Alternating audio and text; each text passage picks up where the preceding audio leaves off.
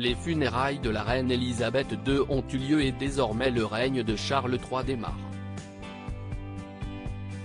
Mais déjà, le nouveau monarque envisage des changements de taille. En effet, l'on apprend du Daily Mail, que le père de William et Harry veut un couronnement allégé au printemps prochain, afin de refléter sa nouvelle monarchie. Et si est une date bien particulière qu'il pourrait choisir puisqu'il le ferait à l'occasion du 70e anniversaire de règne du couronnement de sa mère. Celui qui est sur le point de rentrer dans une période de deuil royal, penserait à organiser le service le 2 juin de l'année prochaine. L'opération Golden Orb, qui est le nom donné à la planification du couronnement de Charles, est déjà en cours.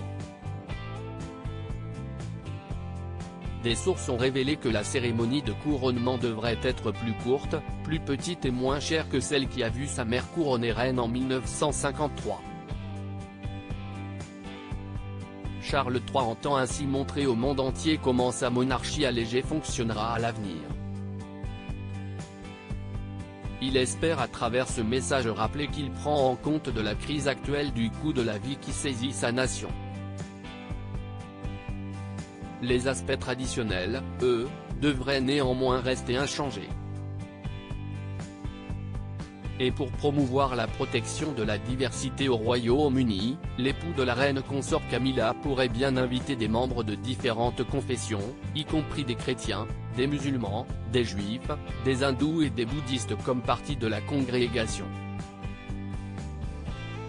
Une cérémonie majestueuse et, très, coûteuse, mais ces informations ne devraient pas tout de suite être rendues publiques puisque la famille royale s'apprête à entrer dans une période de deuil royal.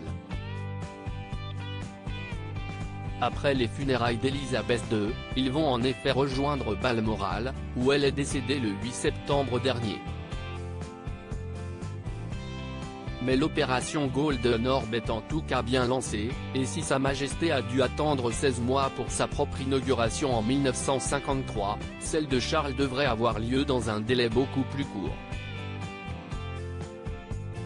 Lorsqu'il est évoqué que la cérémonie devrait être moins coûteuse, si est que celle de la reine Elisabeth II avait été majestueuse, on parle d'un coût de 1,57 million de livres sterling à l'époque, soit environ 45 millions de livres sterling aujourd'hui.